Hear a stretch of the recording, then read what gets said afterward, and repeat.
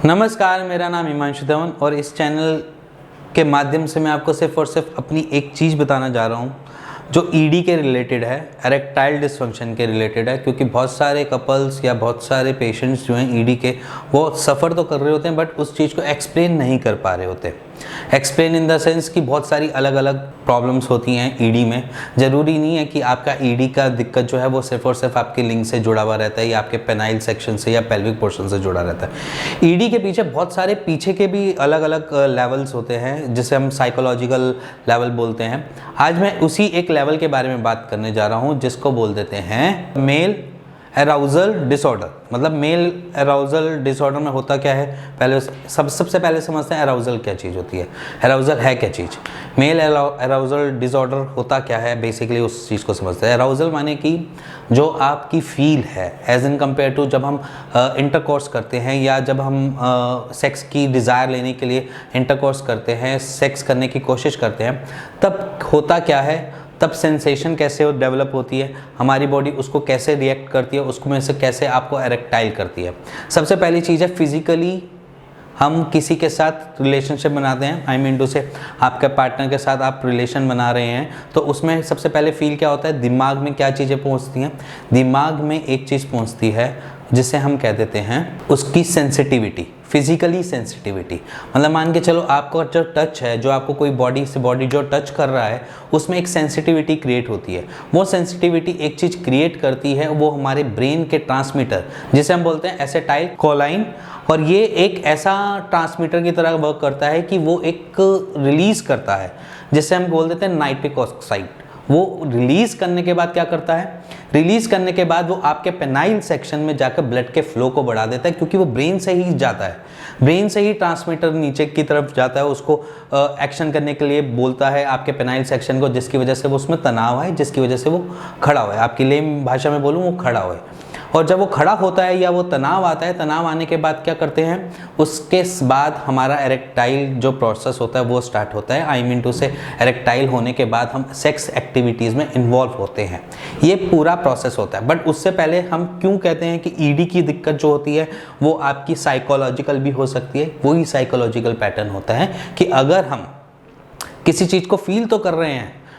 किसी चीज़ को हम समझ तो रहे हैं, बट उसकी वजह से हमारे को क्या हो रहा है कि वो चीज़ें नहीं मिल पा रही या वो सेटिस्फेक्शन नहीं मिल पा रही, जिसकी वजह से तनाव आए, जिसकी वजह से वो जो ट्रांसमीटर है उसको वर्क करने में काम करे, या वो समझ लीजिए कि वो चीज़ नहीं मिल पा रही, एसिटाइल कोलाइन को वो रिलीज़ ही नहीं कर पा रहा, जिसकी वजह से वो प्रॉब्लम अराइज हो रही है, जिसकी वजह से जो आपकी अंदर वाला जो पेनाइल सेक्शन जिसको तनाव आना चाहिए था, जिसके अंदर ब्लड का फ्लो जाना चाहिए था, वो ब्लड का फ्लो जा ही नहीं पा रहा, और नहीं जाने की वजह से आपको ईडी की दिक्कत लग गई। इसके लिए आपको क्या करना चाहिए, सबसे पहली चीज़ ये तो समझ में आ गया कि एक मेल एराउसल डिसऑर्डर में होता क्या है। एराउसल जिसे हम कहते हैं कि एक तरीके से हमारे अंदर तीव्रता आना, ऐसी तीव्रता आना जिसकी वजह से हमें तनाव आए, जिसकी वजह से हमारे दिमाग से लिंक हुआ पेनाइल सेक्शन को एक जान मिले, जिससे वो एरेक्टाइल हो सके, एरेक्टाइल होने के बाद सेक्स एक्टिविटी इन्वॉल्व हो सके। ये सारी चीज़ें जो प्रोसेस होती हैं वो हमारे ब्रेन से भी जुड़ी होती हैं। तभी कहते हैं कि अगर आपका साइकोलॉजिकल पैटर्न सही है, मतलब आप मान लीजिए आप डिप्रेस नहीं है, आपको किसी चीज़ का स्ट्रेस नहीं है, आप किसी डायबिटीज़ जैसी बीमारी से नहीं जूझ रहे, या आपको कोई ऐसे दिक्कत नहीं हो रही कि आपके पार्टनर के साथ कोई ऐसा प्रॉब्लम अराइज नहीं हो रही जिसकी वजह से आपको तनाव ही नहीं आ रहा, या आप पार्टनर के साथ इन्वॉल्व होने की कोशिश तो करते हैं बट किसी कारण की वजह से वो टेम्पटिंग, जैसे मैं बोलता हूँ टेम्पटेशन, या बॉडी की एक टेम्पटिंग एक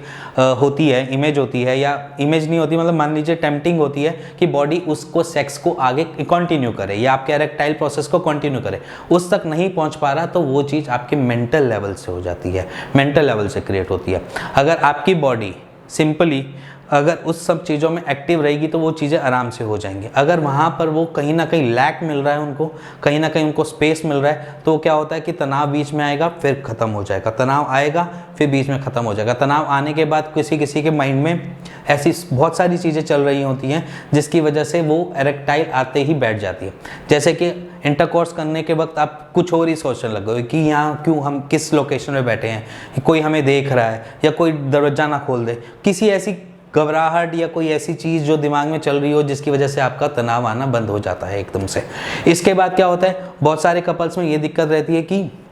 स्टार्टिंग के एजेस में बच्चा नहीं हो रहा होता, अब 1 2 3 साल हो गए, उसके बाद उनका बच्चा नहीं हो रहा, तो वो क्या करते हैं, ट्राई करते रहते हैं बच्चे के लिए। अब उनकी पॉजिटिवनेस सेक्स नहीं रहती, उनकी पॉजिटिवनेस रह जाती है बच्चा, वो सिर्फ इंटरकोर्स कर रहे हैं सिर्फ बच्चे के लिए। तो वहाँ पर क्या होता है कि बहुत सारे कपल्स या मेल में ये चीज़ें नोटिस की जाती हैं कि उनको तनाव आना बंद हो जाता है, और तनाव आने के बंद होने के बाद एक तो पहले से ही कि बच्चा नहीं हो रहा, एक तो उसका प्रेशर जनरेट हो गया, उसके बाद उनकी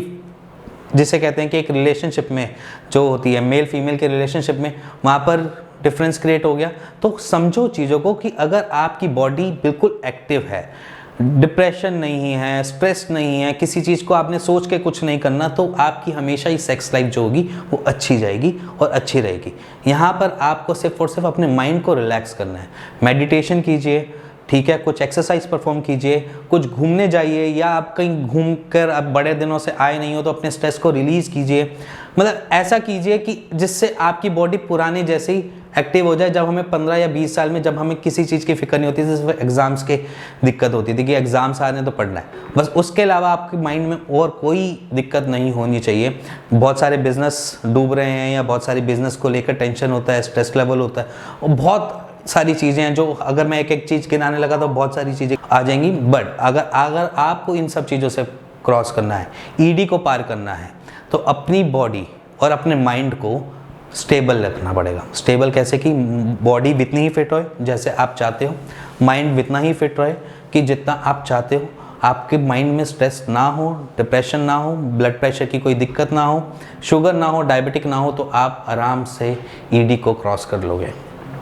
सो अगर आपको ये थोड़ी बहुत वीडियो समझ आई हो, ठीक है, मेल अराउजल डिसऑर्डर को थोड़ा बहुत समझा पाया हूँ, तो please like share bell icon दबा दीजिएगा। और अगर ईडी के बारे में कुछ भी जानना है, समझना है, और कुछ ऐसी क्वेरीज होती हैं जिसको आपने आज तक किसी से शेयर नहीं किया हो, तो आप नीचे दिए हुए नंबर पे हमें व्हाट्सएप कर सकते हैं, हाय हेलो लिख सकते हैं। शायद उसका जो आप अभी तक चाह रहे हैं, जो उसका इलाज है या जो उसमें हम कर सकते हैं आपके लिए, वो सारी चीज़ें हम मुमकिन करेंगे और आपको उसमें से बाहर निकालने की पूरी कोशिश करेंगे। और अगर आपको वीडियो पसंद आई हो तो please like share bell icon दबा दीजिएगा। Thank you and thank you very much.